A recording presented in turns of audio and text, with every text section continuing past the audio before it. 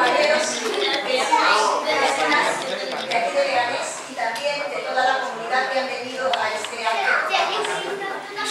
Lo primero es explicarles de que pensábamos llevar a cabo el acto fuera, en la Plaza de España, pero desgraciadamente la cuestión del clima, lo que niega a la derecha, el cambio climático, no nos ha dejado otra alternativa más que solicitar este local que estaba cerca y hacerlo aquí, para no tener problemas, para no tener interrupciones, etc. Así que lo único que me queda es darles las gracias a todos, a todas, a todos por haber venido. Si estamos aquí es porque todas nos sentimos comprometidas en la defensa por la paz. Porque sabemos que es el único escenario posible para la construcción de una sociedad justa, feminista, ecológica, comprometida con el cumplimiento de los derechos humanos, que es justamente lo que defendemos desde Podemos, desde sus inicios. O sea, es nuestra seña de identidad, defender la justicia social, el feminismo, el medio ambiente y todo lo que sea nuestros derechos, los derechos humanos.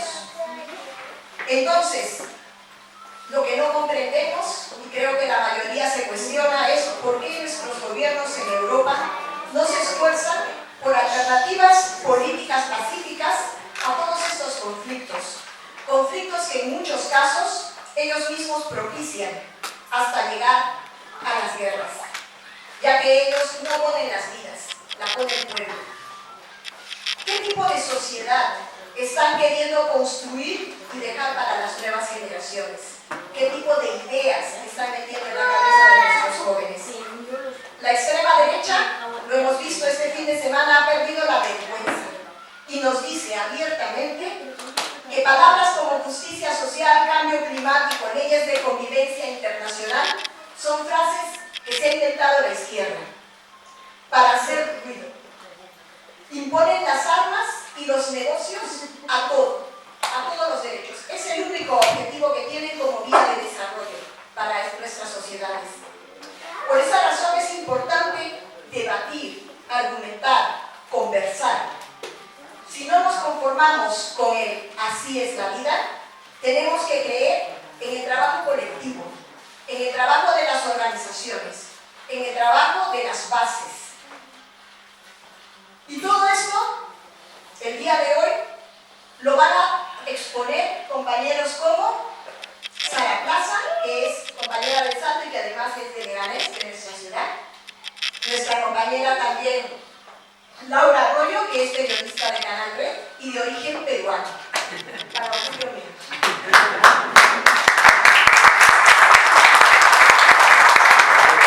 Y nuestro compañero Julio, que además se encarga de ser responsable de paz y seguridad del Consejo Coordinador Autonómico de la Comunidad de Madrid.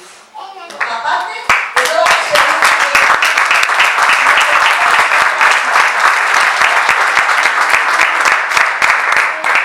abrimos este espacio para que la vida sea, para que pueda ser vivida con ilusión, para un futuro de paz y con derechos.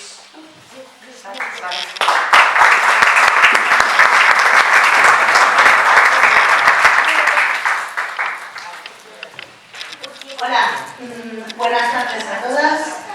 Muchas gracias por la invitación a Podemos Leganés, a los buenos de Podemos Leganés que siempre están ahí para ayudar, como así hemos comprobado desde la Red Ciudadana de Acogida, red a la que pertenezco en este municipio. Soy Sara Plaza, periodista del Salto, y me toca empezar esta intervención, este debate en torno a la paz, aunque yo considero que en torno a la paz no debe de haber ningún debate. Y no puedo comenzar sin pedir que pare la masacre en Gaza y que Netanyahu sea juzgado ante la Corte Penal Internacional.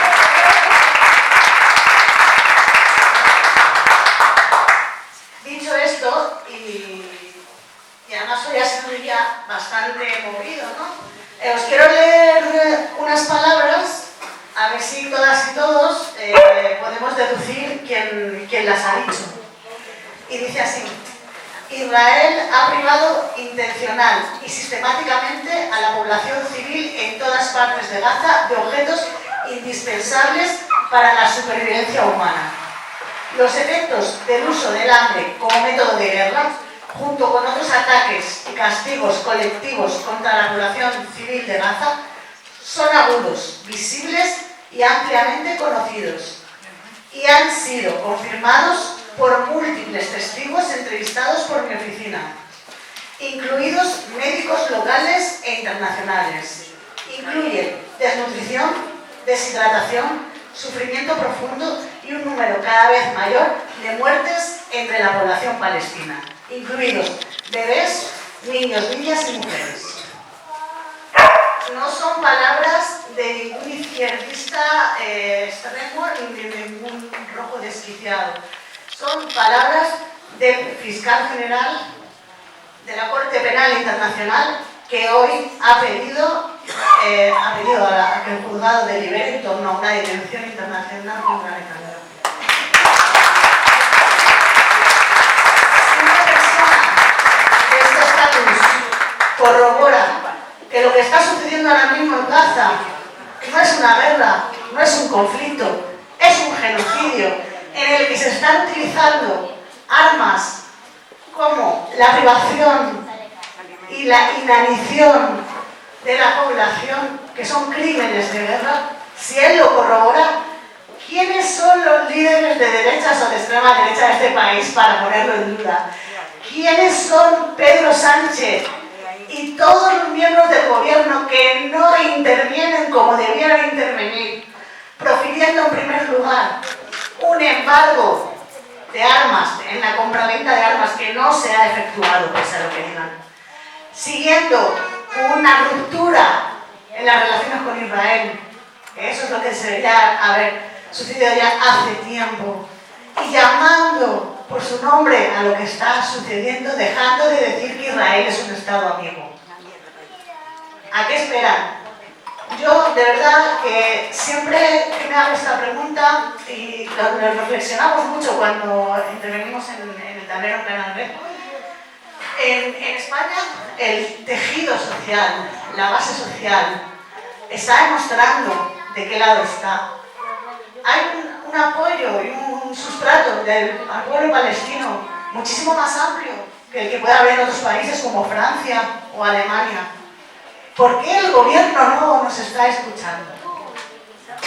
Creo que ese es un buen debate, ¿no?, a poner encima de la mesa, pero yo creo que hay datos que nos pueden indicar un poco por qué el gobierno no está en esas.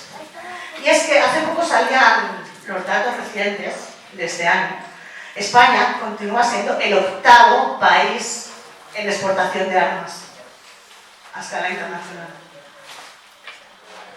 En España, el ministro Álvarez dijo que a partir del 7 de octubre no se ha suministrado ningún arma más a Israel. Y esto es una mentira que se ha publicado y que hemos comprobado desde algunos medios de comunicación. Y la realidad es que en el mes de noviembre España vendió armas a Israel por valor de 1 millón de euros. Durante el mes de noviembre, las exportaciones de armas de España supusieron el 52% del total. Durante el primer mes del genocidio, el 52% de las armas que había en Gaza eran made in Spain. Esa es la verdadera razón por la cual hoy Pedro Sánchez no rompe relaciones con Israel ni procura un embargo en el comercio de armas, que es el que todas y todos estamos tratando. Pero esto tampoco es algo aislado, ¿no? No es algo que haya pasado de la noche a la mañana. Y es que uno mira los datos y los datos, la verdad, que son vertiginosos, porque el ascenso en gasto militar en España en los últimos años ha subido de una manera asfixiante, ¿no? Antes estaba revisando un informe del Centre d'Elas, que para quien no lo conozca es una fuente bastante fiable.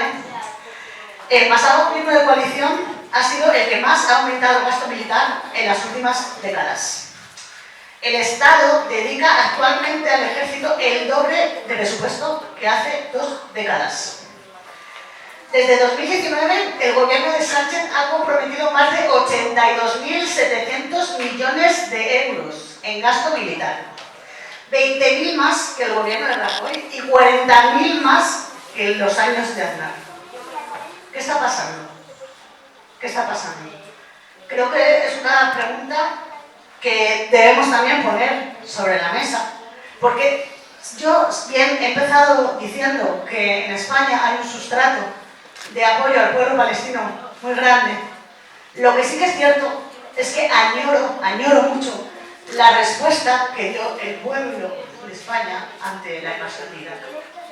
Yo era muy pequeña, bueno, muy pequeña, no era tan pequeña, pero fueron las primeras manifestaciones que recuerdo después de la LOU, en la posición a la LOU en la universidad. Y recuerdo unas manifestaciones en las que, según los datos que he estado mirando, en Madrid se llegaban a congregar más de 2 millones de personas. En Barcelona ese mismo día 1,5 millones de personas. Más de 3 millones de españoles y españolas salieron a la calle en contra de la invasión de Irak. Más de 3 millones de españoles y españolas.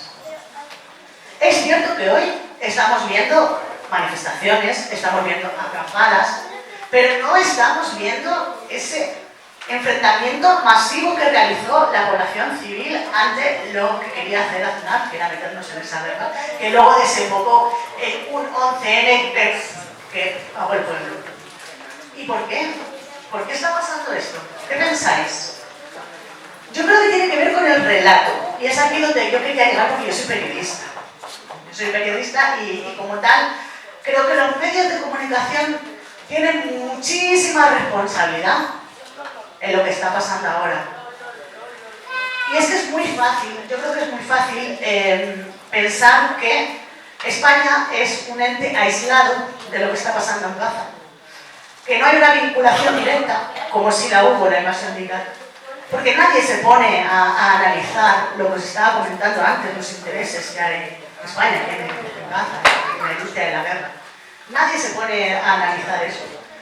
Y también es verdad que hay un relato alimentado desde los medios de derechas, máquinas del fango, como dice Pedro Sánchez, que han alimentado la islamofobia, en el cual tenemos a unos malos que son Hamas y a unos buenos que son Israel. Y tenemos una guerra en la que no hay dos ejércitos, pero los medios nos dicen que hay una guerra. Un conflicto, lo llaman también. Dicen que cuando Israel va a atacar una zona en busca de terroristas de Hamas, se producen evacuaciones de la población para que se vaya del norte al sur. Lo llaman evacuación. Tienen tal desfachatez de no usar palabras que son las que se deberían usar, como genocidio, como desplazamiento forzoso, como masacre y limpieza étnica. Tienen tal desfachatez que, aupados por el dinero que reciben de las instituciones, porque estos medios de comunicación reciben mucho dinero de las instituciones, han propagado un relato en el que es muy fácil que si uno lleva una bandera palestina le abusen de terrorista.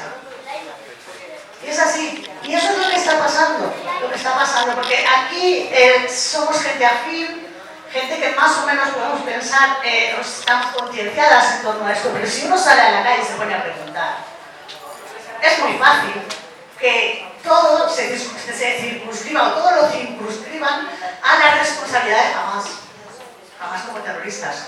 Nunca van a hablar de la resistencia palestina, jamás. Nunca te van a decir que la cosa no comenzó el 7 de octubre, sino que comenzó en 1949 cuando un pueblo llamado Israel ocupó otro que se llamaba Palestina. Eso la gente no lo va a decir, pero no lo va a decir porque los medios tampoco lo están contando. Y estamos en un momento muy preocupante. Yo creo que durante la invasión de Irak, la prensa hizo un papel. Creo que un papel mucho más beligerante, no sé si me equivoco, pero creo que fue lo que también un sustrato ideológico diferente, un Aznar que era muy fácilmente demoníaco, visto como un demonio, pero tenemos a Pedro Sánchez el Guapo, ¿no? Pedro Sánchez el Guapo, a Pedro Sánchez el Guapo no le podemos decir que se está poniendo de perfil ante un genocidio, porque está defendiendo los intereses de la industria armamentística. Eso no se lo podemos decir. Yo creo que esto es importante, ¿no? Importante que reflexionemos en torno a ello. Y como ya, para finalizar, no quiero enredar mucho más, porque ellas y ellos, los dos saben muchísimo más que yo. En el Salto hemos intentado hacer un manual para intentar tratar la información en torno al genocidio de la mejor manera que entendemos que se debe de tratar. Y por eso, entre otras cosas, jamás veréis la palabra guerra, porque consideramos que no la hay, porque no hay dos ejércitos, tampoco hay un conflicto, lo que hay es un pueblo que ha invadido a otro y que ahora lo quiere eliminar de la faz de la tierra. Eso es lo que hay, nada más. Y si tenéis curiosidad, podéis buscar libro de estilo del Salto y ahí vais a ver más o menos las indicaciones que damos para que veáis cómo creemos que se debe de contar lo que está sucediendo. No quiero acabar sin darle las gracias a todos los universitarios y universitarias que están resistiendo en los campus.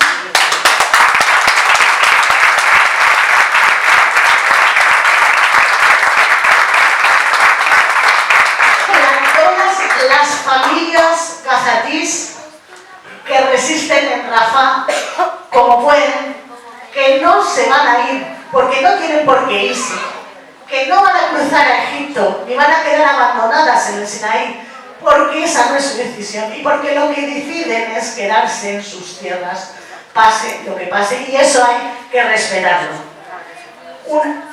Todo mi amor y todo mi corazón, y nada, muchas gracias por escucharme y que viva la paz.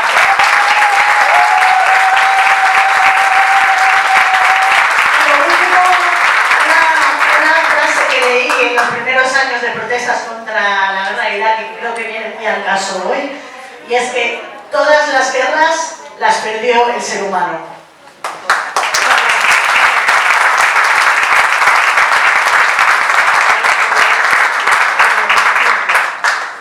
Yo quería empezar agradeciendo primero a Sara, porque lo que acaba de hacer me ha servido muchísimo y es muy bonito encontrar a periodistas, porque su trabajo es tan importante en tiempos de guerra, que estamos en el mismo lugar. Y creo que eso siempre es, solo eso ya es optimismo. Y aquí hay un trío que también es importante, porque aquí hay una extremada. Y creo que pocas voces aún más autorizadas para hablar precisamente de por qué es necesario defender la paz. Y creo que solo esto ya es esperanzador. Y a ello añadirle la cantidad de gente que hay aquí un lunes por la tarde, que podrían estar haciendo cualquier otra cosa, que ya no hay sillas para que se sienten todas y todos los que están aquí. Y eso es también muy esperanzador, porque quiere decir que la paz se abre camino. Esto es la paz. Esto que estamos haciendo aquí, este camino que estamos dando, esto es la defensa de la paz. Claro que se puede. Claro que se puede, que eso no. Quería agradecer también, por supuesto, a la gente de Podemos Leganés por la invitación, por además la militancia. Sé que esos eventos son difíciles y necesitan un trabajo de hormiguita para que salgan adelante. Quería agradecerles también porque yo, como militante de Podemos, además siempre me siento muy representada en estos actos de los espacios de la militancia. Para mí esa es mi familia, es mi red, aunque no nos conozcamos a lo mejor.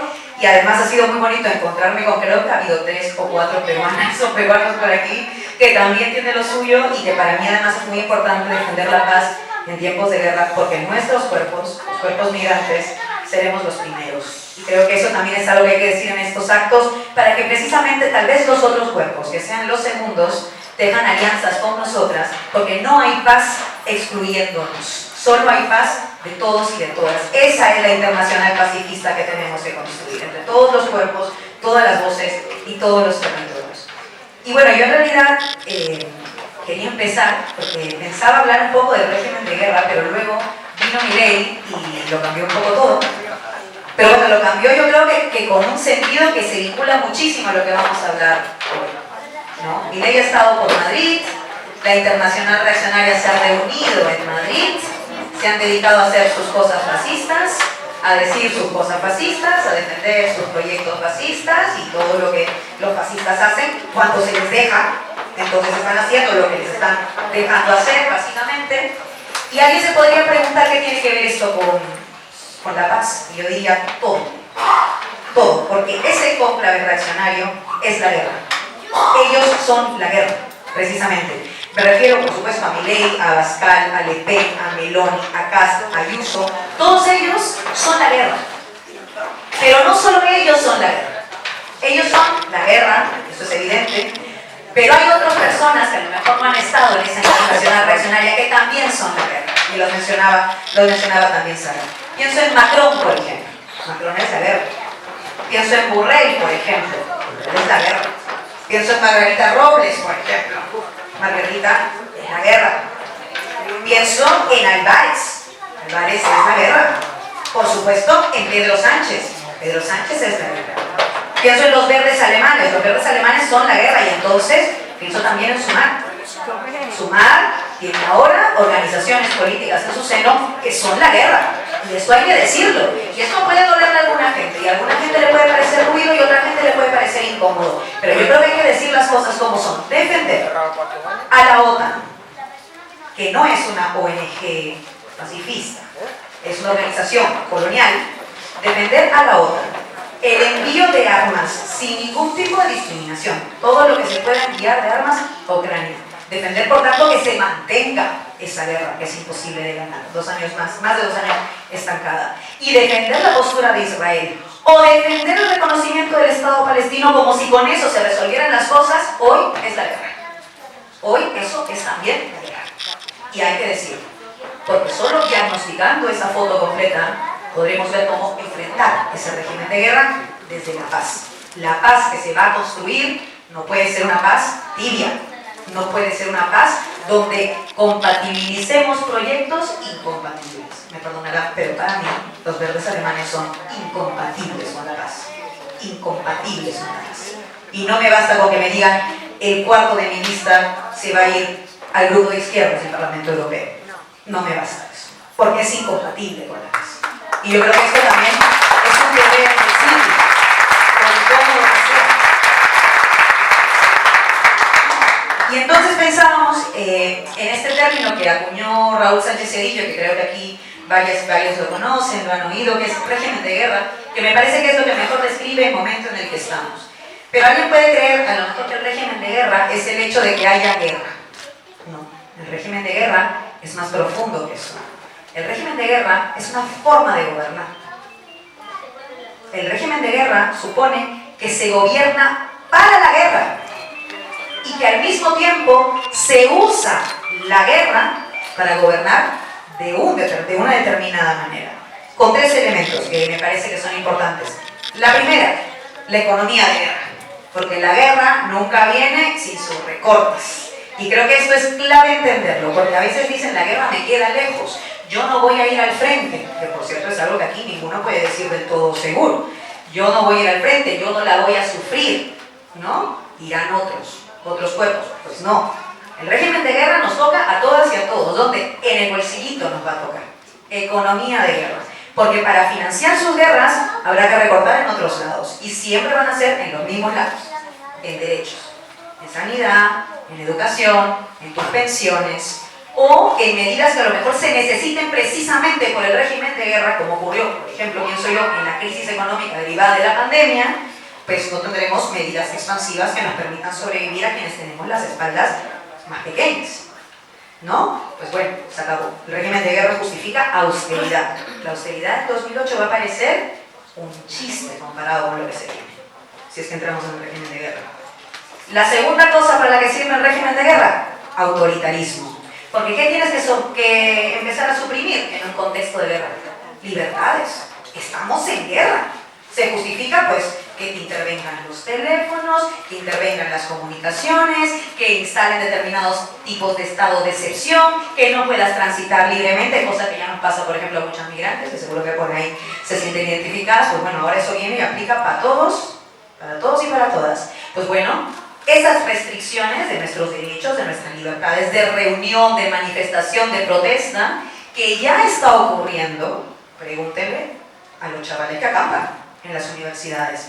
¿Cómo estuvieron reprimiendo la semana pasada? En la Complutense de Madrid, en la de Barcelona los Mossos de Escuadra, ahí tu gobierno de izquierdas, el PSC. Bueno, en Barcelona los Mossos de Escuadra, en Valencia, en Zaragoza, de pronto en la misma semana, en las mismas 48 horas, se reprimió a los jóvenes y a las jóvenes que estaban acampando. Eso es el régimen de guerra. Y ya ni qué decirte la ley Mordaza. Uy, ya ni qué decirte la ley Mordaza. Que la tenemos aquí sin régimen de guerra. Sin régimen de guerra. ¿Nos imaginamos lo que será con el régimen de guerra recrudecido del todo?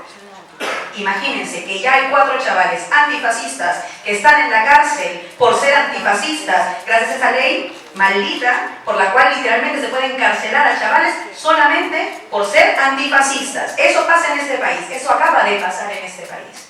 Esos 4 chavales de los 6 de Zaragoza. O que se puede investigar a activistas medioambientales que echan zumo de remolacha a la fachada del Congreso como activistas ecoterroristas.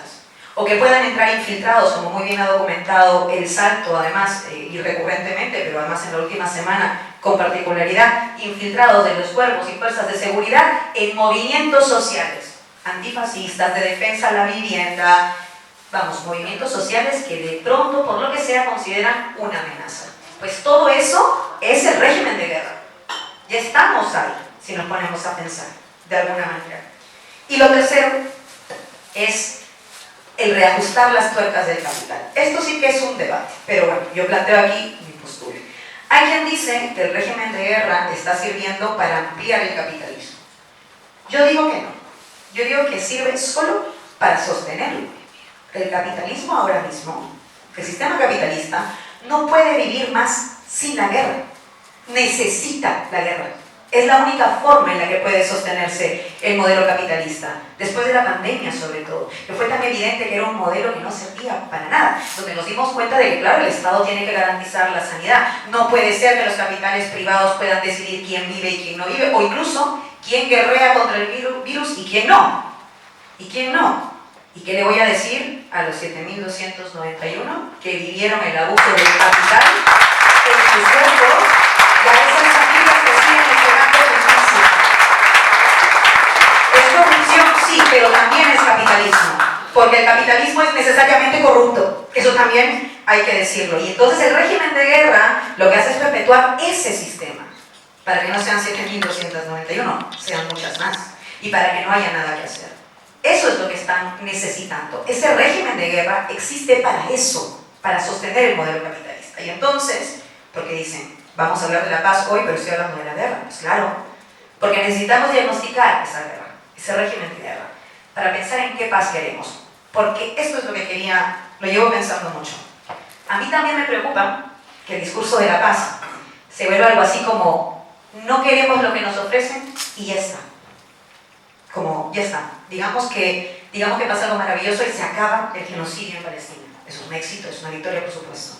Y que por lo que sea, se sientan a negociar, se acaba la guerra nuclear. Vale. Ganamos ahí. Eso es la paz. Esa es su paz. Y su paz sigue siendo nuestra guerra. Ojo, el tipo de paz que queremos no es una paz que se construye sobre la resolución de estos dos conflictos ahora mismo. Porque estos conflictos no existen aisladamente. Esos conflictos existen por algo. Se han gestionado por algo. Por ejemplo, por el modelo colonial. Entonces, nuestra paz tiene que ser decolonial, digo yo. Estos conflictos también surgen por el problema que tiene Estados Unidos, que no aguanta ya no ser el hegemón y no sabe qué hacer, y entonces utiliza a la Unión Europea para que sea su súbdito y le mantenga la OTAN. Entonces, nuestra paz tiene que ser antiotanista también. Y nuestra paz tendrá que ser soberana y no dependiente de los Estados Unidos. Es otra paz entonces de la que estamos hablando. Nuestra paz, por ejemplo, en la paz en la que yo milito, en la que yo activo, es una paz feminista.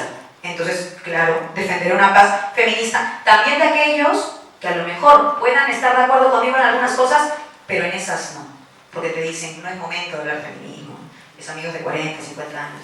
Entonces, claro, no nos asusten, Laura. Bueno, pues no. Claro que hay que asustarlos, son de 40 y 50 años y a todo lo que no les guste que mi paz sea feminista. Creo que esa es la clave. La paz que queremos es una paz necesariamente ecologista, digo yo. Porque si no, ¿de qué paz estamos hablando? Para que nos dure 10 años y luego el planeta caput. Entonces, ¿de qué paz es esa?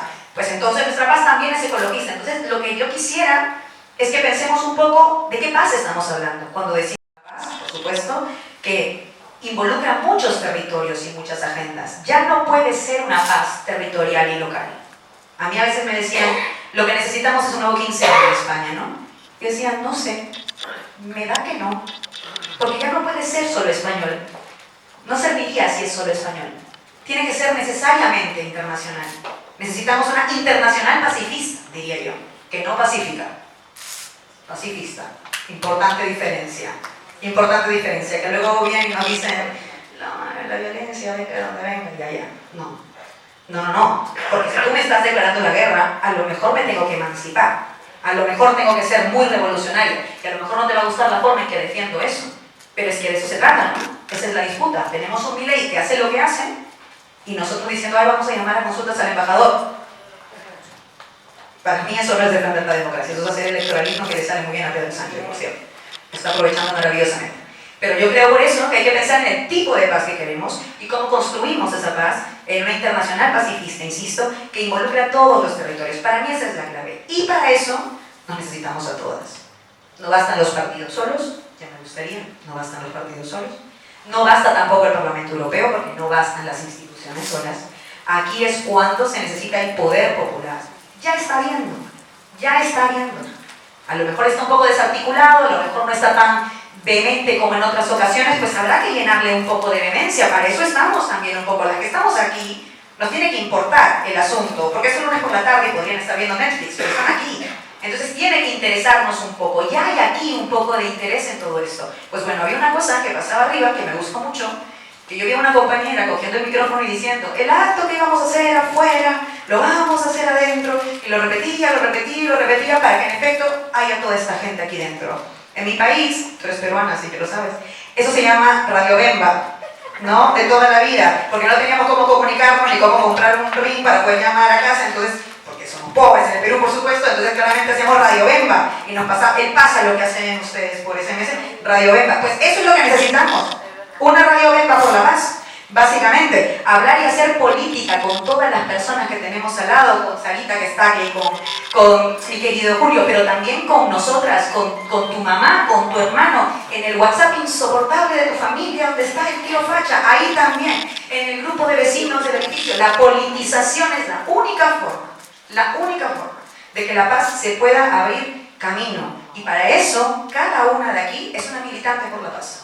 Es una militante por la paz. Y para mí es un orgullo, por cierto, ser militante de un partido en el que eso nunca ha estado en cuestión.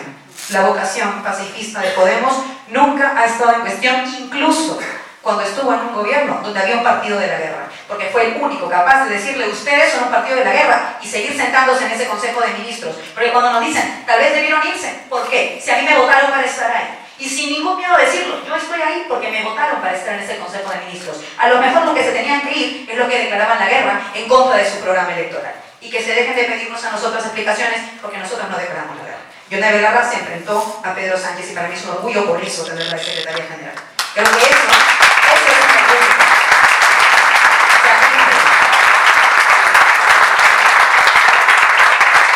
Así que solo por terminar, invitarlas a hacer eso. A militar en la paz, que es donde estamos, yo creo, en todos nuestros espacios, en los medios, en las redes sociales, por supuesto, pero también en esto, porque la política no es solo las redes sociales, para mí la política es esto, este ratito, en el cara a cara, en el conversarnos, en el Radio Bemba, para avisarle a toda la gente que por si acaso, no te olvides que este 9 de junio estás decidiendo si quieres paz o si quieres guerra. Eso es politizar. Creo que hay un caldo de cultivo, creo que es posible, a lo mejor no ganar las europeas, pero sí ganarle a la guerra, que es algo más importante y todavía más de fondo. Las europeas son un primer puntito al que hay que llegar, y creo que en este momento esa es la lucha de nuestras vidas, literalmente de nuestras vidas. No ha habido, creo yo, un momento más crucial para dar un paso adelante. Si los estudiantes y las estudiantes lo están haciendo, diciendo algo tan sencillo como alto al genocidio, nosotras también podemos hacerlo, uniéndonos a ellas y a todo lo que eso significa, porque el genocidio está en Gaza, pero habrá más genocidios si sigue avanzando su guerra. Entonces necesitamos ser capaces de detenerlo ya, y entonces eso también quiere decir no caer en las trampas de los amigos del PSOE, que son en esto muy tramposos, pero tampoco de aquellos que nos dicen que todo se resuelve resolviendo 2 guerras. No, es un régimen. Hay otra paz que construir, de igualdad, de justicia social, feminista, es decir, una paz republicana. Eso es lo que quiero decir. Una paz republicana internacional. Esto es lo que tenemos, porque con este rey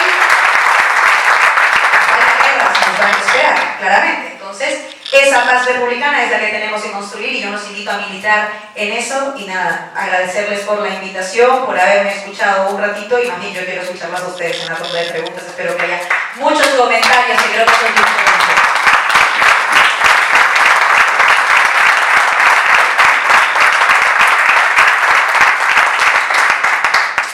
Bueno, pues muchísimas gracias a todos y a todas los que están aquí, a Ramón Leganés, a Sara y a Laura. La verdad es que se aprende mucho de ellas, y yo tengo que empezar avanzando con lo que han dicho Sara sobre el relato, sobre lo que ha dicho Laura sobre el régimen de guerra, porque yo creo que lo más importante de todos estos tipos de actos es el debate. Yo creo que lo más importante va a estar después, porque veremos cómo hay mucho sentido común, que es lo que hace falta muchas veces en este tipo de actuaciones.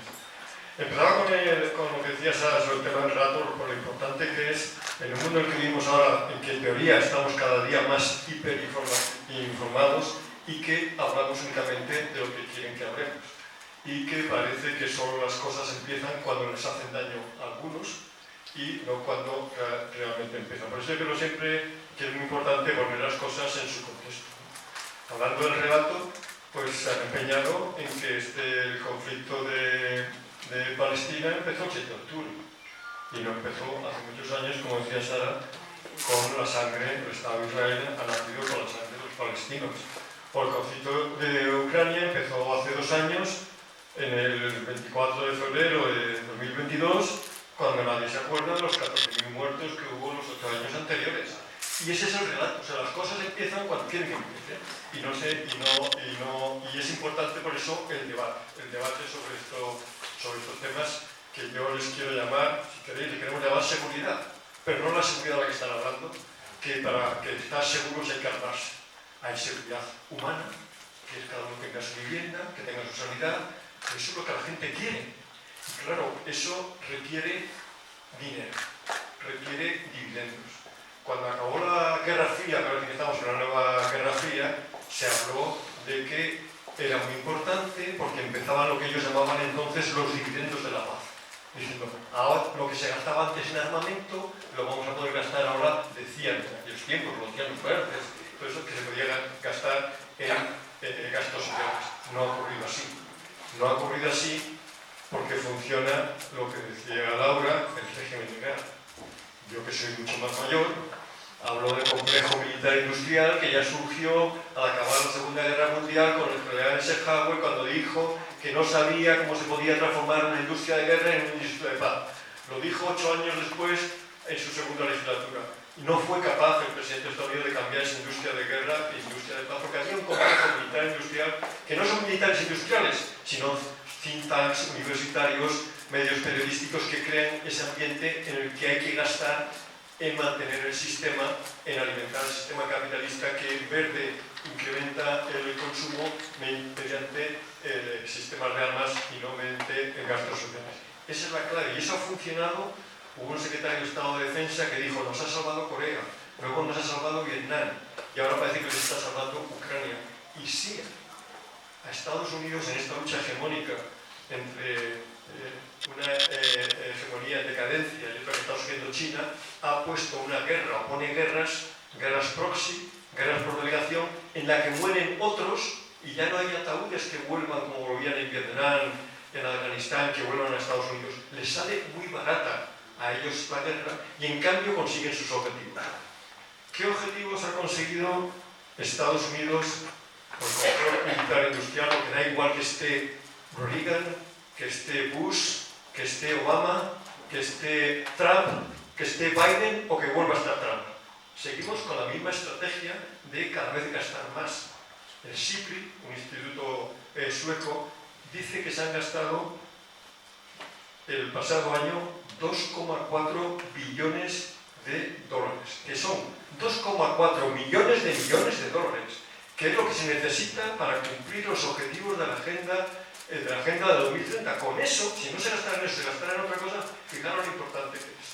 Cuando se habla muchas veces en España también de que los temas de estos conflictos no son guay, que la gente está preocupada por las cosas de comer, pues preocupémonos por las cosas de comer, porque todo lo que se gasta en incrementar los presupuestos de defensa, como decía Sara, no se gasta en otras cosas. Es un sistema de establecer prioridades. En nuestros presupuestos domésticos establecemos prioridades. En los presupuestos nacionales también hay que establecer prioridades y ese sí que es un gasto. Hay que invertir, nos dicen, como dice Margarita Robles, para tener paz hay que invertir en seguridad. Yo digo, para tener paz hay que invertir en paz, en seguridad económica, en seguridad económica.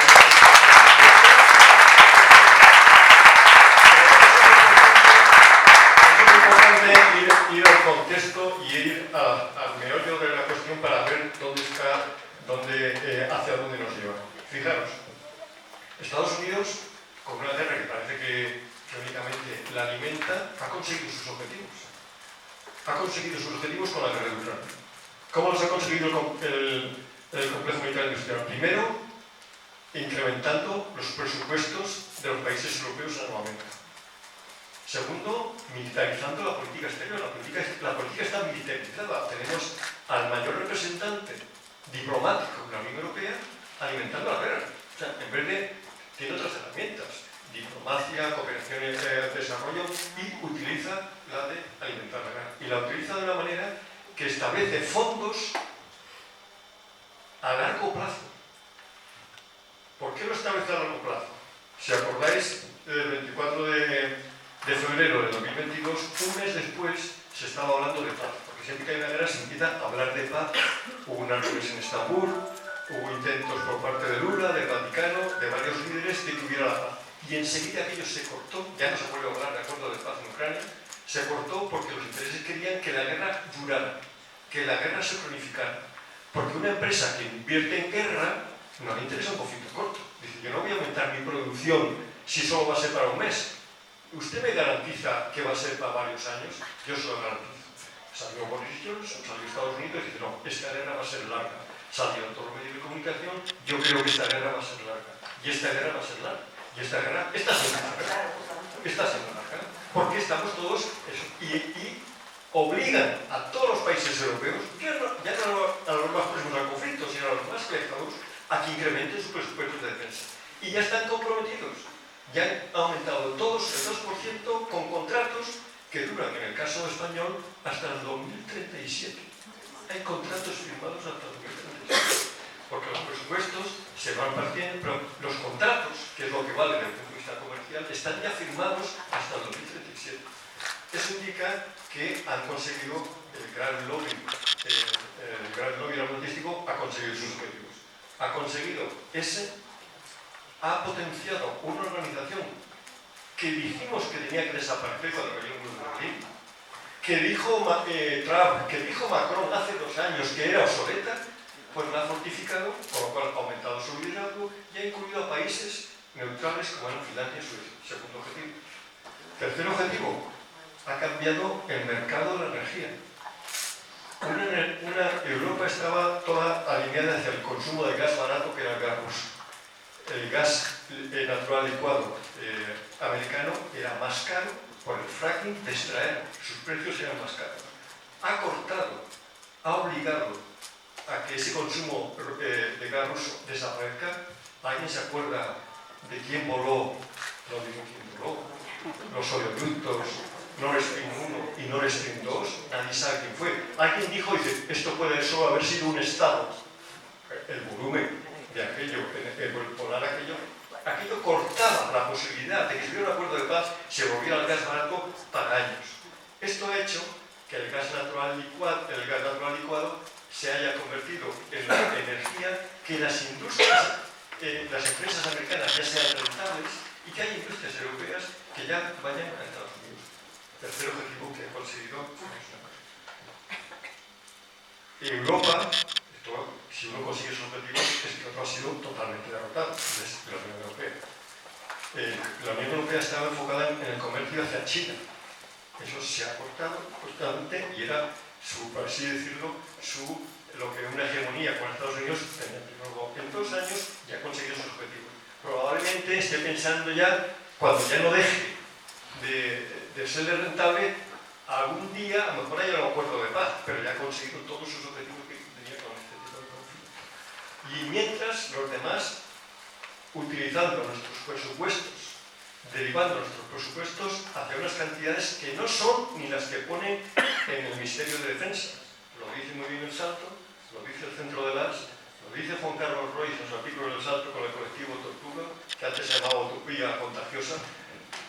Desgraciadamente no llegó a contagiarnos a todos con su criterio, que dice que los gastos en España en defensa superan el 2%. ¿Cómo? Porque están opacados, están derivados en otros presupuestos, están basados en deuda y están contraídos hasta el año 2037. Esto hay que saberlo, porque esto es lo que nos da de comer también. Cuando luego nos dicen que no hay 5 millones de igualdad, que no hay 10 para sanidad, que no hay 50 para otro, y se gastan 1000 sin saber en qué, sin debate parlamentario y sin que los hagan, porque no pasa nada. Si están convencidos de gastar en defensa, póngalos en defensa. No, porque eso no tendría un rechazo social bastante grande. Yo creo que ese debate, claro que hay que llevarlo al debate de seguridad, no hay que ser técnico, por favor, huir de los expertos en estos temas, aplicar el sentido común y ver dónde cada uno, igual que hace la economía doméstica, establece sus prioridades. En los presupuestos generales hay que establecer las prioridades. Yo quiero mejor sanidad, yo quiero educación, yo quiero vivienda, y si alguien me dice que hay otro modelo de seguridad, debatámoslo y discutámoslo. Se hablaba, cuando cayó el mundo de la energía, se hablaba de seguridad compartida. Mi seguridad es la tuya.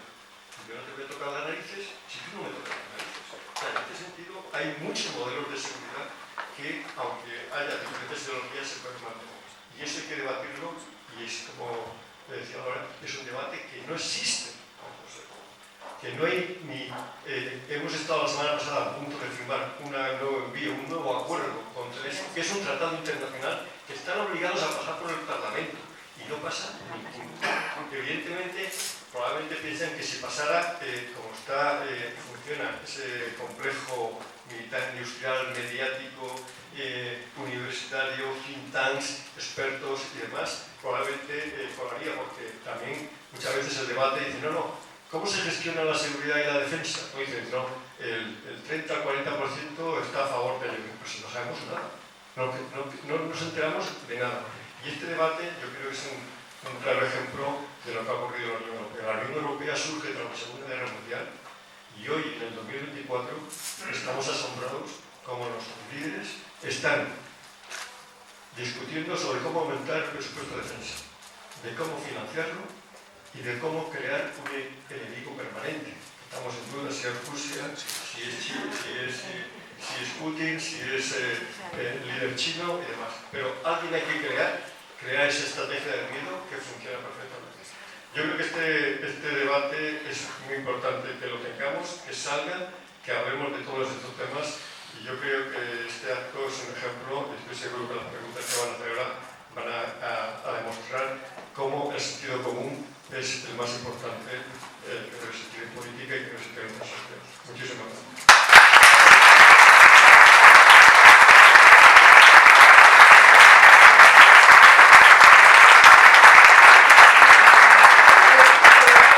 Hemos quedado entonces en que hacemos 5 preguntas para que respondan los compañeros, otras 5 para que respondan, de manera que hasta donde den el tiempo, ¿os parece?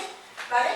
Entonces, mi compañera os va a pasar el micrófono a los que levanten la mano y quieran hacer preguntas, ¿vale? Y me piden que digan su nombre cuando vayan a hacer la pregunta, ¿vale? Hola, buenas tardes, Luis. Bueno, primero, muchas gracias por la charla, porque hemos aprendido mucho y nos queda mucho por aprender, pero bueno. A ver, primero tengo una duda. ¿Cómo es posible que un barco que sale de la India rodee todo Ciudad del Cabo, pase por España para ir a Checoslovaquia, que encima no tiene mar? Esa es una pregunta. Y luego otra, yo pregunto, vamos a ver, de cara a las europeas, la inacción de Sánchez, la inacción del Partido Socialista del Gobierno, ¿le puede aceptar esta inacción que está haciendo o van a ser los medios determinantes como otras veces? Gracias. Me llamo Domingo, que no lo he dicho.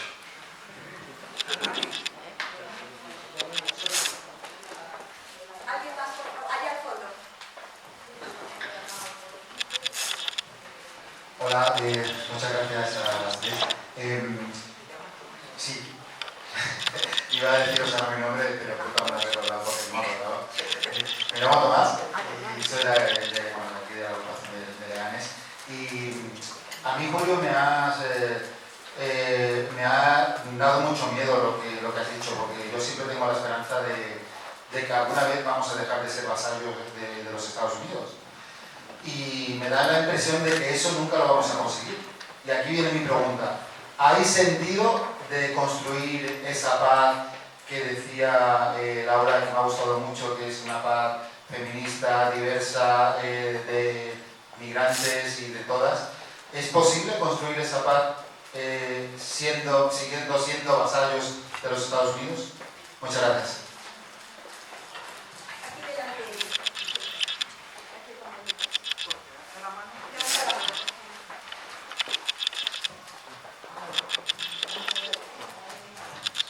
Hola, me llamo Alberto y quería preguntarle a Julio, dada su profesión, si puede explicar un poco qué tipo de opiniones hay en el ejército respecto a estos temas que hemos estado hablando, especialmente sobre el tema de la guerra y especialmente en Europa. ¿Qué tipo de opiniones hay? Si es que hay varias opiniones, si es que se expresa, etcétera. Hola, buenas tardes, soy Lázaro, he venido de Alcorcón, un pueblo que me gusta mucho, como dice la Millo. En mi juventud yo fui emigrante en Suiza y allí me llamaron la atención muchas cosas que vi.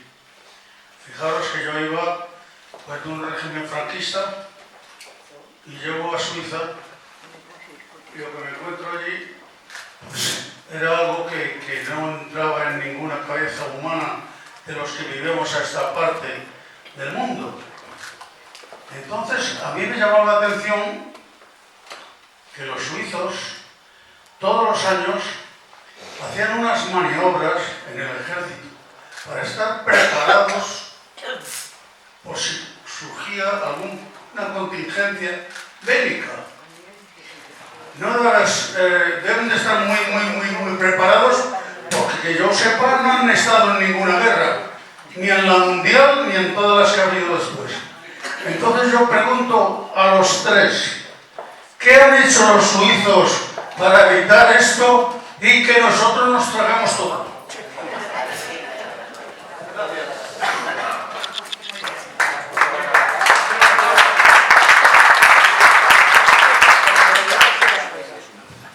Hola, Domingo, me encanta que hayas traído el tema del famoso carguero, porque para mí ha sido un ejemplo de que cuando la presión de la sociedad y de la lucha en red es fuerte, se consiguen cosas.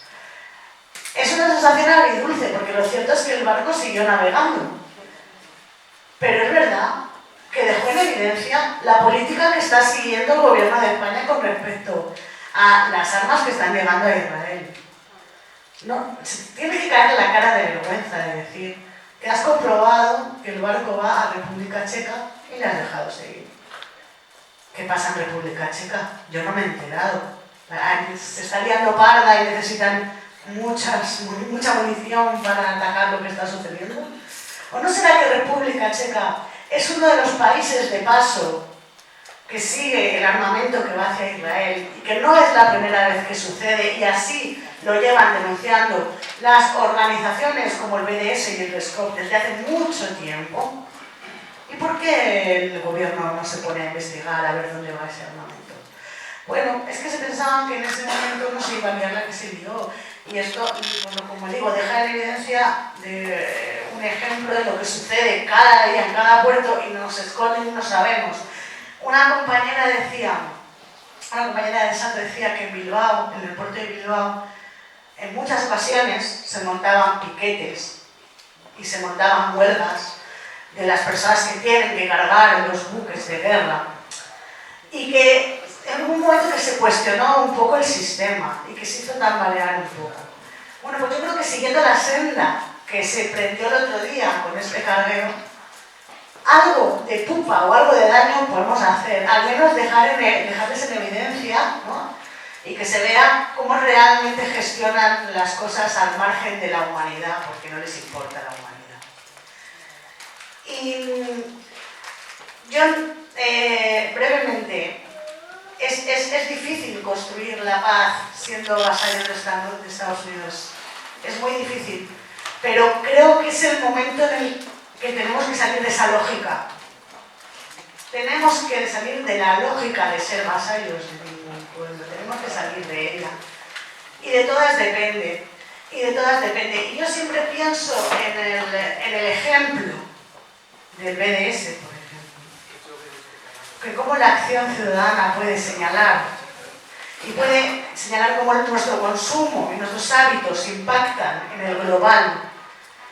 ¿Qué potentes podemos llegar a ser si todas nos unimos y miramos qué consumimos, dónde van los recursos que usamos, de dónde provienen? Qué importante es, ¿no? Realizar un poco esa retrospectiva de cómo nuestros hábitos pueden impactar en el global. Yo os invito a que todas y todos pensemos bien dónde consumimos, cómo consumimos y cómo de una manera indirecta podemos llegar a alimentar, ¿no?, a estas máquinas de la guerra. Nada más.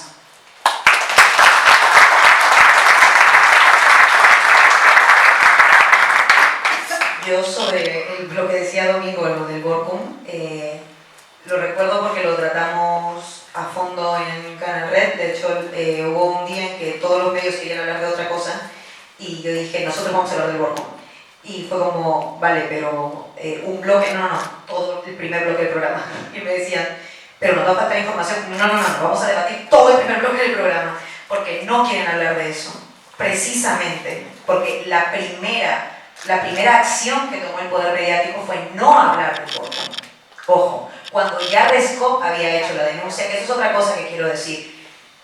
Obviamente el papel de Podemos sentando una denuncia en la Audiencia Nacional fue fundamental, pero quienes sientan la denuncia, primero que nadie, es Rescop. Y luego los medios se han encargado de decir que era un problema de Podemos, incluso de Sumar, por ahí decían, ¿no?, contra el PSOE. No, que dejen de invisibilizar a la ciudadanía. Esto ha sido un colectivo, ha sido la Rescop, que además ha tenido información muy rigurosa, muy seria, comprobada, y que en todo caso, si en verdad querían cuestionar la información de Rescop, ¿por qué no hicieron una inspección pública? ¿Por qué no hicieron una inspección pública? El Borkum no pasó ya, se fue, y no supimos si teníamos razón, lo que me hace pensar que la teníamos. Evidentemente, la teníamos. ¿Por qué? Porque de hecho ya estaba admitida a trámite la denuncia de Podemos en la Audiencia Nacional, es decir, que lo mismo, podían detener al Borkum. Podían detenerlo y ver qué llevaban, que por cierto ya sabíamos que tenían armas, que el gobierno lo primero que dijo es no hay armas, ¿qué están hablando? Y luego ahí Óscar Puente, todo chulo, pero sacando el documento que decía 8 contenedores con TNT, 24 contenedores con gatillos para armamento, como que no había armas. Y luego 32 sin confirmar. Es como, ok, tú le has preguntado al capitán qué es lo que lleva y te has tomado su palabra por cierta, no has abierto esos contenedores. Y eso es lo que queríamos nosotras. Entonces es verdad que es agridulce, porque nos hubiera gustado, que yo creo que lo que tendría que hacer un gobierno valiente, un gobierno realmente pacifista, es que el Borkum entre y que no salga, y que su cargamento no salga, se queda en Cartagena. No permitimos que llegue a Israel. Eso es lo que debimos lograr. Entonces, claro, sí es verdad que está funcionando la presión popular, pero todavía están encontrando las formas de generar un vericueto. Apareció otro barco también, el Maritanica, ese lo detuvieron, en fin. Bueno, eso quiere decir que están pasando cosas, y yo creo que esa es la buena noticia. Al gobierno, y no solo al gobierno, pero al gobierno le está empezando a salir caro. Lo suficientemente caro como para por lo menos tener que moverse. Tal vez no todo lo que quisiéramos, pero algo tener que moverse. Eso quiere decir que les hemos ganado. Yo no sé si recuerdan, pero esos 2 días, esas 48 horas, el gobierno estaba a la defensiva. Después de mucho tiempo, estaba a la defensiva. Desde Oscar Puente, Crazy People, también. Pero que luego no se quejen cuando Pedro Sánchez les coma toda la tostada, que eso es exactamente lo que está pasando. Entonces, yo creo que no le va a pasar factura necesariamente en estas elecciones. Creo que la clave está en pensar a hacer cómo hacemos que le pase más factura. ¿Cómo hacemos? Pues hay que reconstruir algo ahí. Yo creo que hay una oportunidad, por cierto, ahora, porque en efecto hay una incoherencia alucinante y porque están a la defensiva, es decir, están perdiendo. Yo diría, están perdiendo. Yo creo que eso es importante. Y luego, Tomás preguntaba sobre si es posible una paz como la que yo pensaba, siendo vasallos de... La respuesta es no, obviamente no es posible siendo vasallos de Estados Unidos. Yo diría no es posible siendo vasallos en general, tampoco de Felipe VI. O sea, creo que para una paz realmente feminista, ecologista, republicana, como decía, necesitamos ser soberanas y soberanos. Pero soberanos desde una lógica de soberanía de paz, no de una soberanía como la que te vende Marine Le Pen, que también dicen soberanía contra la Unión Europea. No, soberanía de paz, que muchas veces es tejer alianzas con otros territorios dentro de esa lógica soberana donde tejemos alianzas como corresponde, ¿no? Más bien habría que mirar a lo mejor a esos otros territorios que lo tienen más claro. Pienso yo en el sur global rápidamente, ¿no? Colombia, por ejemplo, por decir alguien que me gusta, ¿no? Que creo que está viendo esos intentos, pero claro, necesitamos una alianza clara ahí, ¿no? Y luego, creo que te he dicho todo. Bueno, luego preguntaste lo de los suizos y yo digo que no tengo que responder de esto, porque claro, no tengo ni idea de qué es lo que habrán hecho ellos. O sea, creo que lo interesante de cómo lo has planteado es la posibilidad. O sea, yo creo que lo interesante, más allá de lo que planteabas, lo que viviste y tal, que me parece además, por cierto, fascinante, igual podríamos conversar luego más de esa información, creo que lo interesante es la posibilidad. O sea, hay quien dice que necesariamente la guerra es, y punto, es inevitable, ¿no? Es como que llueva, es un fenómeno meteorológico, y ya estás dentro. Y puede ser pacifista, pero eres casi un tonto porque igual va a llover, ¿no? Y no es verdad. Esa es la lógica en la que quieren que entremos. Claro que es posible no estar en ninguna guerra. Claro que es posible. Más allá de por el precedente, yo creo que nuestro deber es construir esa alternativa. Ese horizonte donde la pregunta sobre si estás dentro de la guerra o no, no existe. No existe. Esa es una pregunta que salimos de ese marco, porque el marco de guerra es el que hace que precisamente nos ganen la partida, porque está justificando partida presupuestaria y no sé qué, y no, perdóname, pero no, hay un horizonte de paz perfectamente posible. Entonces, que no nos quieran meter también a nosotras en esa lógica de guerra donde también tienes entonces que tener a uno a otro y combatir con alguien y Putin o quien sea, ¿no? Y creo que ahí la clave es esa, romperles un poco ese corsé basada en la convicción de que la paz es posible. O sea, creo que hay que creernos eso, ojo. Y eso es difícil porque todo el día nos repiten lo contrario. Hay que ser muy terco para defender la paz ahora mismo. Bueno, aquí estamos. Entonces creo que eso es necesario, ¿no? Creernos de verdad que es posible, salir de ese marco en el que nos meten, de ese relato también mediático en la guerra y ser capaces de construir un otro horizonte. Eso es un ejercicio duro, pero yo creo que en realidad somos más de lo que pensamos. Lo que pasa es que a lo mejor nos encontramos pocas veces, pero en realidad somos más de lo que pensamos y si seguimos hablando de esto, yo creo que sale perfectamente. Grupos que lo tenemos súper claro, y solamente es cuestión de seguir articulando también entre nosotras, ¿no?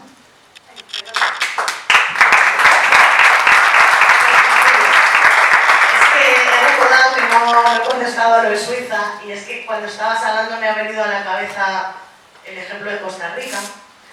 Yo estuve viviendo en Costa Rica. Costa Rica no tiene ejército, pero en Costa Rica se respira el ambiente de guerra en cada esquina.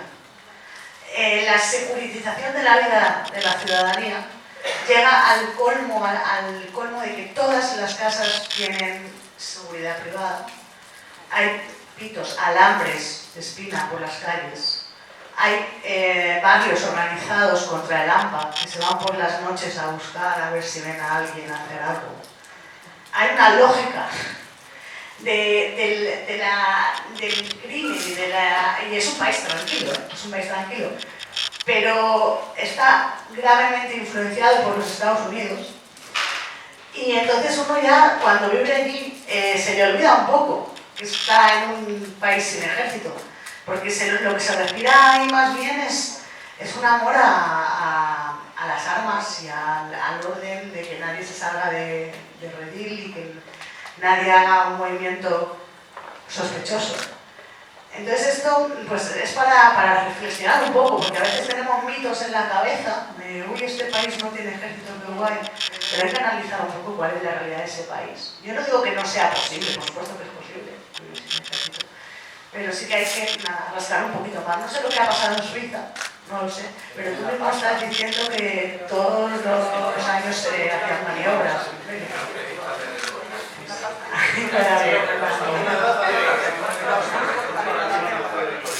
Uy, hay jaleo por ahí. No, decimos que lo que pasa en Suiza es que tiene la pasta. Claro, ¿a quién le interesa bombardear la pasta? Le digo la pasta, no los pantalones. Nada, muy brevemente, más que el tema del barco, que ya ha sido muy tocado, pero yo ha sido también muy significativo, pero también es muy significativo, no quiero poner yo la parte negativa, sino que en un día, hablamos de 3 barcos, todos los días hay barcos. Tenemos una ley, la ley de control de exportaciones, que en teoría es perfecta, tiene un preámbulo perfecto, una regla de oro que dice que nunca ningún país venderá armamento a países que estén en conflicto o que violen los derechos humanos. Fíjate, no se vendería ningún arma. No vendes armas a países que estén en conflicto, que violen los derechos humanos, pero la trampa, este lobby empezó desde hace muchos años diciendo que había que emitir un certificado de último destino. La trampa hecha. Eslovenia, República Checa, todos estos países se convierten en compradores, fíjate, de países de 4 millones de habitantes, en compradores de barcos de armamento. ¿Para qué? Para transportarlos a sitios en conflicto. Me da igual, como dice anteriormente, que sea Ucrania, que sea tal, me da igual. Pero al final hacen la trampa perfectamente este maravilloso lobby del que hablaba antes. Este maravilloso lobby, en el que antes me refería a que en Estados Unidos da igual quién esté, la figura representativa, sea un actor cinematográfico, Ronald Reagan, sea un vaquero como Bush, sea una persona negra como Obama, sea una persona loca como Trump, defienden siempre los mismos intereses. Los mismos somos vasallos. Lo único que hay contra esto es ser conscientes del contexto en el que estamos, movilización ciudadana, porque se paró la guerra de Vietnam cuando se movilizaron. Paramos en España la guerra de Irak cuando nos movilizamos. Por eso ahora ponen tanto interés, como decía Laura, en cuanto hay un movimiento estudiantil, empieza la represión política, porque puede convertirse en líder de un movimiento que frene este tipo de guerras. Ese es un poco el mensaje. La movilización es clave. Desde mi punto de vista, la movilización ciudadana es clave. Ya sé que es muy difícil, porque luchamos contra este lobby en el que entran también los medios, entran también, como decirnos, el relato de que somos putinistas, de que somos pro Hamas y ahora somos pro Milei.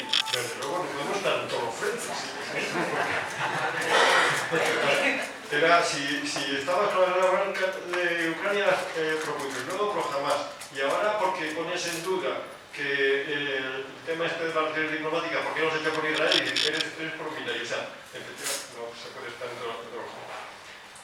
La siguiente pregunta que decías es sobre el tema de cuál era el tipo de avión que existían en los ejércitos. Bueno, siempre se habló después de la transición, el 23F, que la transición de las Fuerzas Armadas había sido modélica comparada con la justicia y demás. Pero ojalá para mí las Fuerzas Armadas fueran el reflejo de la sociedad. Ojalá hubiera gente conservadora, gente tal, que hubiera debate. Pero vemos que se ha producido, no quiero recurrir al famoso chat de la promoción de 19, a gente que quería fusilar, pero lo que refleja la sociedad se refleja también, desgraciadamente, en las Fuerzas Armadas. A mí me preocupan ahora encuestas como las que han surgido, que la población de 18 a 25 años es violenta, es machista y vota Vox. Eso es algo que ahí está bien en ese tipo de sociedad. La que se considera patriota o patriotera, como diría yo, entre comillas, y defiende un modelo de Fuerzas Armadas en el que sea intervencionista. yo creo que no miraría más a las Fuerzas Armadas, no veo riesgo de golpe como hubo en el 23M, porque ya no se hacen los golpes así, se hacen de otra manera.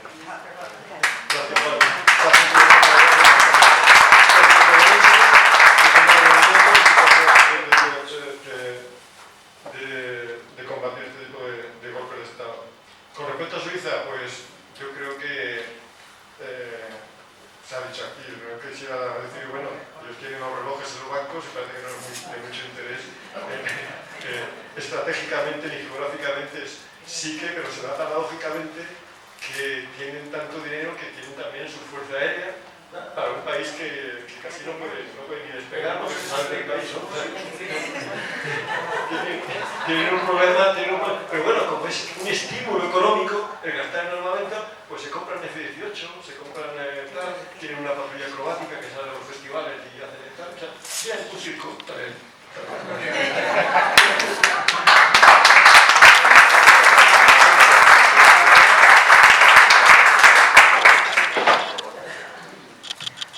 Pasamos a otras 5 preguntas. Jorge, atrás, alguien levantó la mano, por un momento yo, lo mismo también. ¿Alguien más? Dale. Sí, Jorge.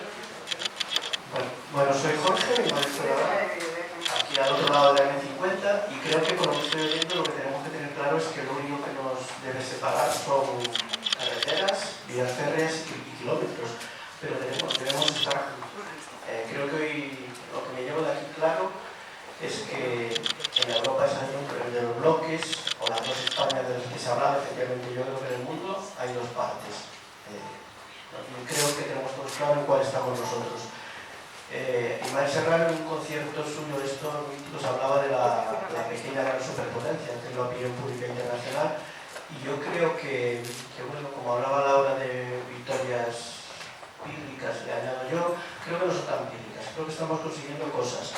Estos 6 meses de genocidio, como decía Julio, no son 6 meses, sino son muchas décadas. Creo que si no hubiéramos estado ahí en las calles, se hubieran hecho cosas peores aún de las que se están haciendo. Yo creo que en este proyecto, después de 10 años, quizás no estamos en el momento en que vamos a conseguir todos nuestros objetivos o que hemos conseguido, pero yo personalmente estoy en un momento en el que creo que nunca me he sentido tan orgulloso de este proyecto y sobre todo de nuestras dirigentes y concretamente de nuestra secretaria general. Creo que que nos represente una persona que es admirada en Europa y en medio mundo posiblemente y más respetada que incluso en nuestro país, creo que nos tiene que hacer reflexionar. Entonces, una vez después de este rollo, preguntaros a cualquiera de los tres, como periodistas o Julio, como lo que quieras, porque yo realmente compartir la calle contigo y verte ahí en cada manifestación, para mí creo que me hace sentir que soy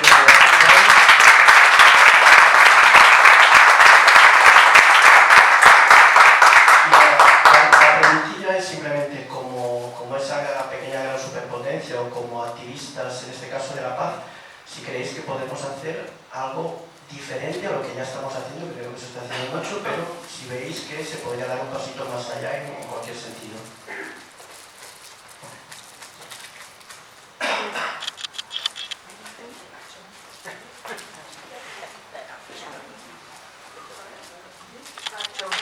Sí, yo creo que me No. Bueno, buenas tardes. Me doy las gracias. Vamos, esto es el aula magna, un cuidado. Por supuesto, todos estamos aquí, vamos a salir sabiendo de todo. Mira, deciros una cosa, efectivamente, hay tantas guerras y de tanta manera. Mirad mi mano, yo defiendo al pueblo saharaui. Llevo muchísimos años con el pueblo saharaui. ¿Sabéis lo que me ha pasado esta última semana? Pues que he tenido 3 expresos saharauis que venían de Estrasburgo, de esa querella que se ha planteado allí contra el Estado español, entre otras cosas. Y ellos me decían, lo siento porque a lo mejor tú, yo decía, no, yo para eso soy apátrida, porque estoy avergonzada totalmente de cómo se porta mi país. No lo entiendo cómo se puede vender a Marruecos precisamente un territorio que no es de ellos. Es precisamente del pueblo saharaui. ¿Y sabéis una cosa? Pues que mira, uno de los chavales que ha venido, con 23 años, ha estado desde los 14 años metidos en uno de los agujeros de Kenitra. ¿Y sabéis lo que pasa? Pues que tiene una vida muy corta. Porque cuando hemos venido, cuando le hemos podido llevar a un especialista, pues tiene una tuberculosis grado C. 3 parece ser que es el máximo. Y no hay apenas. Y sin embargo, aún tiene la esperanza y el recuerdo de que va a volver a su tierra. Y me decía, nos sentaremos delante de nuestro mar Atlántico a tomarnos un té, el de los 3 abuelos. Y yo le decía, hombre, yo seguramente no porque tengo muchos años. Y me decía él, a lo mejor vives incluso más que yo. Y ojalá que no. Ojalá que viva 10 años más que yo por lo menos. Deciros que efectivamente lo que sí, bueno, Sara me conoce, ¿no? Yo es que estoy en todas las guerras estas que hay por ahí, porque creo que efectivamente, creo en la paz, en la paz. Yo creo que eso que se dice, para hacer la paz hay que formarse y crear para la guerra. No, vamos a crear para la paz. Y concretamente lo hemos visto, pues con el pueblo sirio, cuando hemos ayudado allí donde estaba acampado, cuando hemos estado ayudando en Grecia y en todos los sitios, yo creo que se hacen cosas buenas. Lo que pasa es que efectivamente no conseguimos esa respuesta popular, masiva que todos deseamos.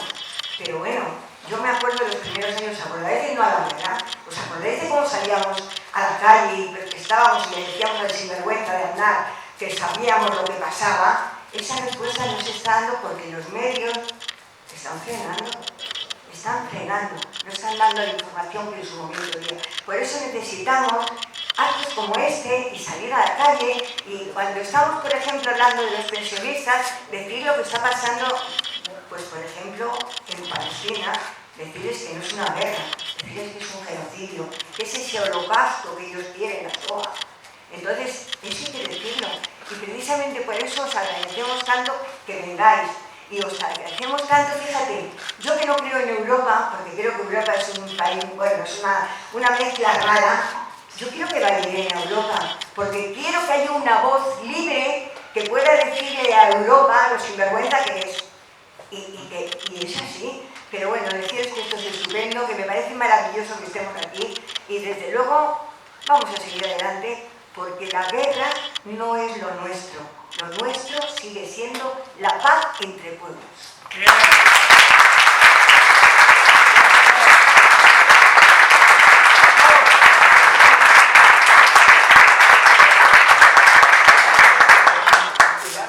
Hola, buenas tardes.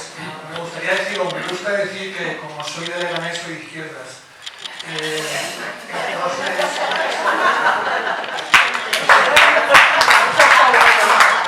Ha pasado mucho tiempo y como soy además de Zarza Quemada, conozco bien los colegios públicos, los institutos públicos, la sanidad pública y, por suerte, la universidad pública. Sé que es muy difícil también algunas veces que todos hagamos bien nuestro trabajo. Espero ser servidor público y sé que es muy difícil hacer muchas veces esa tarea porque muchas veces es difícil que entre nosotros mismos, ante situaciones muy difíciles, entremos en diálogo. Mucha gente de Leganés, soy padre de un concejal que ha sido miembro de muchos partidos, desde el comunista al socialista y otros muchos. Conozco, son mis íntimos amigos de toda la vida, concejales de Izquierda Unida, de Podemos, que han formado gobierno en Leganés y sé lo que han hecho, sé los mayores aciertos y sé también los errores, lo sabemos todos. Entonces, quería animaros a seguir haciendo estas tareas. Yo milito en un partido, pero soy simpatizante. He presentado mi carnet de identidad en toda la izquierda y, si me permitís, incluso en algunos partidos que aquí le llamamos de derechas, pero que, teniendo en cuenta nuestra trayectoria democrática y nuestras dificultades con el régimen de Franco, a nivel educativo, a nivel de libertad sexual, a muchos niveles, todo lo que defiende Irene Montero y Irene Belarra lo tienen en los libros de texto como algo normal. Ojalá que pronto todo lo que se dice en televisión, vemos mucha televisión, se vea como algo normal en las escuelas. Fui al colegio Trabenco, era algo normal hace mucho tiempo. Entonces os animo a todos. Y también me gustaría animaros a que seáis muy críticos, muy críticos, pero en la medida en que la estrategia o la lógica estratégica lo permita, que también, quejándonos todo lo que podamos, generemos un cauce fácil para que la gente se sienta tranquila. He estado corriendo con Carrillo, con su hijo, con mucha gente. Me he escondido en un montón de sitios cuando tenía 6 años con mis padres. O sea, he vivido todas las clandestinidades desde mi infancia. Pero os invito muchas veces a que demos un lenguaje, vamos a decir, no sé si una sensibilidad muy cercana para que la gente se acerque y no tenga miedo, sin perjuicio de que tengamos también mucha vehemencia en defender nuestros derechos. Y para crear puentes en la izquierda. Muchos puentes en la izquierda y quién sabe, ojalá con la derecha. O con lo que entendemos derecha, porque derecha somos también nosotros. En muchas cosas no nos damos cuenta, dejamos de reflexionar. Entonces, junto con esto quería comentar una pequeña cuestión que tiene que ver, y acabo un labio, que tiene que ver con las tecnologías. Se lo he comentado con más país, con el PSOE, con mucha gente, no solo con partidos, con mucha gente. En el momento actual existe desde hace ya muchos años la posibilidad de que como si fuese un arma, pero también como un instrumento quirúrgico médico, la posibilidad de que las personas interactúen con sistemas informáticos como si fuesen teléfonos móviles. Es decir, yo puedo empezar a pensar con un sistema informático, con una red neuronal y sin necesidad de un móvil intercambiar muchas cosas. Una especie de simbiosis que suena a película, pero es real. Y hay resoluciones del Parlamento Europeo, reglamentos. Esas resoluciones no han llegado todavía a los servicios psiquiátricos, ya acabó. Y se está planteando un problema, y es que a algunas personas, desde hace mucho tiempo, probablemente, tengo una experiencia ya de muchos años, se las está considerando esquizofrénicas o delirantes o con trastornos mentales. A, por ser comunista, anarquista, socialista, y B, por decir que tenía una serie de problemas y esos problemas se han diagnosticado como esquizofrenia. Bueno, yo estoy en esa línea y soy consciente y sé que se puede utilizar como un arma. Entonces, quería decirlo como lo estoy diciendo todavía porque estoy todavía dándole vueltas y vueltas y vueltas, siendo quien soy y presentándome como me presento, para que esto no incida de forma negativa en cualquier persona democrática, es decir, para que no sea un motivo de pelearme con todo el mundo, porque todavía la sanidad pública madrileña no ha encontrado un médico que simplemente se lea las resoluciones del Consejo de Europa. Y esto lo digo de forma constructiva, no para atacar a nadie, sino para prevenir que nadie sufra esos daños. Entonces, si me permitís, mucha suerte, mucho ánimo y tened en cuenta este problema, ¿vale?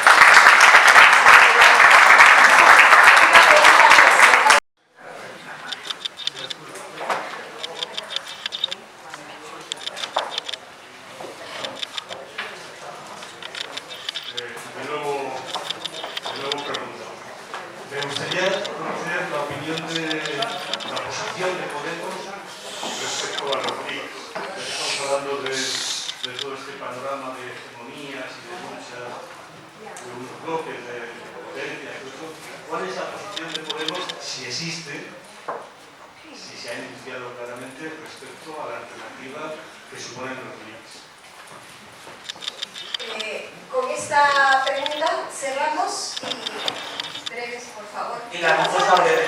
Sí. Vale, gracias. Sí, yo voy a ser extremadamente breve. ¿Qué hacemos? Has preguntado por los pasos para la paz. ¿Qué pasos podemos dar para la paz? Como ha apuntado Laura, hay que decolonizarse. Eso es lo primero que tenemos que hacer. Hay que asumir que la lucha antirracista y por la migración y por los derechos humanos de todas las personas es una lucha de todas. Que no puede ser que una concentración por la muerte de miles de personas a las vallas de Melilla solo haya colectivos de migrantes. Eso no puede ser. Porque la guerra empieza en nuestra frontera. Y eso no se nos debe de olvidar. Brevemente. Influencia de los medios a la hora de votar en los resultados. Bueno, esto es obvio. De hecho, en el Partido Popular de Madrid, que es un Partido Popular especial, como ya sabréis, saben muy bien qué es lo que tienen que hacer para ganar el relato. Y lo que hacen para ganar el relato es inyectar ingentes cantidades de dinero público en panfletos de derecha y de ultraderecha, que fabrican el relato que ellos quieren vender. Y eso lo tenemos que tener muy claro. y que venga ya, desde aquí lo pido, una ley de medios que asegure un reparto equitativo de la publicidad, porque todos los medios de comunicación tenemos derecho a participar de ese reparto que hoy se da de tal manera injusta. Y no quiero robar más tiempo y muchas gracias a todas. Voy a intentar ser breve, a mí se me da muy mal intentar ser breve. Sara ya lo ha dicho, ¿qué podemos hacer de diferente? Lo que sí se me ocurre que podemos hacer de diferente es una huelga general. Una huelga general. Todos los trabajadores, todas las trabajadoras, todos los migrantes, los docentes, los jóvenes universitarios, una huelga general hasta que se dé el alto al fuego, lo mínimo que deberíamos hacer. Hace mucho tiempo que no vemos una huelga general. Yo no he vivido aquí una huelga general y tengo 10 años en España, es una vergüenza. Es una vergüenza. Tendría que haber una huelga general. Y aprovecho para meter otro inciso, compañeras. Al menos debemos una huelga de migrantes. Porque a ver si este país iba a durar un día en una huelga de migrantes. A ver si iba a durar un día en una huelga de migrantes. Claro que hay cosas que podemos hacer. Claro que hay cosas que podemos. Eso no lo hemos hecho aún. Esa articulación, una huelga general que en verdad presiona al gobierno, para mí no hay otro camino. Es hacia ahí donde creo que podríamos avanzar. Y eso es algo diferente que no ha ocurrido. Luego, me ha gustado mucho lo que ha dicho la compañera, no tengo tu nombre. Decías que yo no creo en Europa. Decías. Claro, yo ni siquiera soy europea. Tú tampoco, ¿no? Yo ni siquiera soy europea. Pero sí creo en la Europa que yo quiero en mi cabeza. Una Europa donde, no siendo europea, tengo el mismo derecho que cualquier europeo de transitarla, de hablar de países en el que vivo y donde pago mis impuestos, aunque no sea española, y que no me inviten a la voz de televisión para hablar de la ley de extranjería o de la situación de las migrantes. Yo también quiero hablar de Casa Real. Yo también quiero hablar de la crisis de régimen. Esa es la Europa en la que yo creo. Donde mi cuerpo, mi nacionalidad y mi raza están exactamente igual. Ahí me volveré europea. Y aspiro a que algún día me dé ganas de querer serlo. Todavía no estoy ahí, pero estoy luchando por eso, porque vivo aquí, hago política aquí, hago economía aquí, hago mi dinámica vital, mi compañero, mi pareja, quién sabe más adelante también un hijo, las cosas que digo en este momento. Quién sabe, apunta, quién sabe. Entonces creo que pues la política es también eso, ocupar nuestro lugar. Mi lugar es Europa ahora mismo, y hago política en Europa. Le pese a quien le pese, nuestros cuerpos hacen política aquí. Esa es la Europa en la que yo creo y la que quisiera ayudar a construir, ¿no? Y luego, sobre los medios de comunicación, sí, claro, esto es una vergüenza. Estoy, obviamente, muy a favor de una ley de medios, creo que es lo mínimo. Es verdad que será muy difícil porque habrá muchas presiones para que eso no ocurra, creo que hay que ponerlo sobre la mesa, pero también creo que es importante entonces plantear ese debate sobre los medios, porque hay quien nos dice que no son tan importantes, que más importante es el partido, no sé qué. No, el partido es muy importante, es fundamental, pero en sociedades mediatizadas la disputa ideológica se da en los medios de comunicación, se da en los medios de comunicación.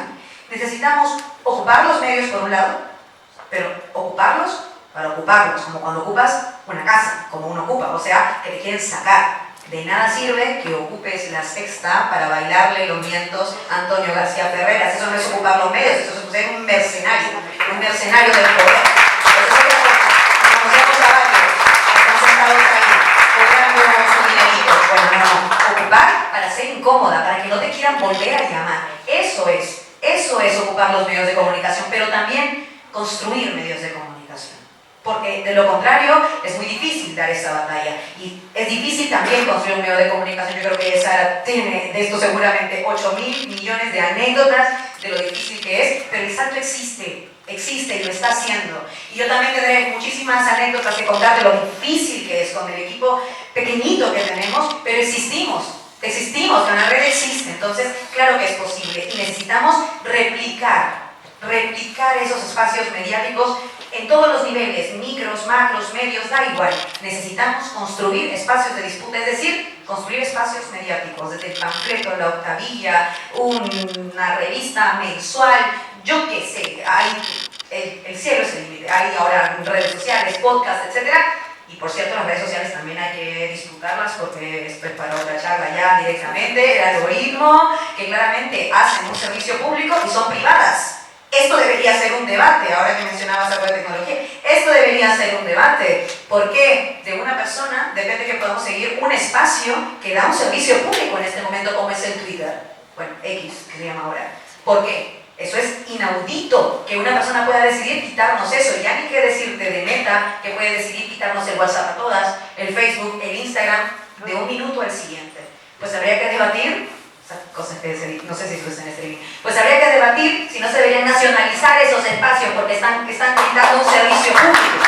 Y esto tendría que hacerlo gobierno, que se encargue de que no puedan en efecto quitarnos desde el capital derechos que son nuestros, como de la comunicación y también de la politización en esos espacios que ahora son espacios de disputa, ¿no? Y sobre lo que decías de los BRICS, creo que lo preguntaban, yo es que soy una militante raza. Yo no puedo hablar por la posición de Podemos, yo no soy nadie, literalmente, agradezco que me inviten y todo, pero yo no soy nadie en el partido, soy una militante, soy como todas y todos los que estáis aquí, y entonces no podría decir cuál es la posición ni arrogarme esa facultad. Creo que de hecho, si es que existe un debate o una posición, igual más la sabe Julio, o en todo caso, es un debate que tendrá también que decidir la militancia en sus procesos de debate interno, como corresponde a todas las cosas que hacemos en Podemos. Intuyo que será sencillo en este caso, pero creo que siempre estaremos a favor de que haya más bien más soberanías y más actores en términos económicos a nivel internacional para disputar precisamente el hegemón de los Estados Unidos, pero insisto, esa es la opinión de una militante, no es la opinión de nadie que tenga ningún cargo en el partido, porque no me habéis votado para eso. Entonces, creo que la democracia se respeta, entonces no me corresponde a mí dar esa opinión, nada más. Gracias.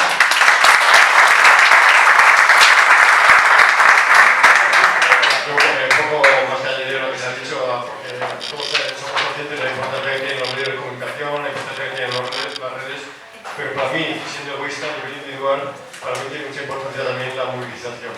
Yo estoy ahí casi por egoísmo, porque aprendo mucho de la gente militante, la gente, no estoy siendo nunca el lugar protagonista, sé que la gente la reconoce, pero yo he estado frente a la embajada de Estados Unidos por Julian Assange, que hoy celebramos que no haya sido extraditado a Estados Unidos.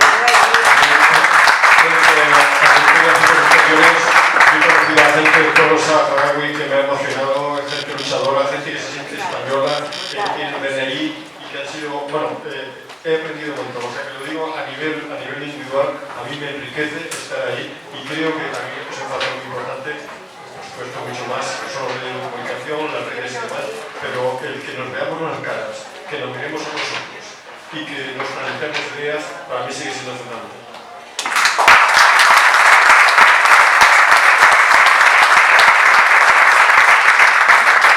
Desde Podemos Leganés, dos cosas. Una, antes de que os vayáis, por favor, lo de europeas, como vemos, es un trámite que tenemos que pasar, que es importante porque estamos intentando sacar alguna fuerza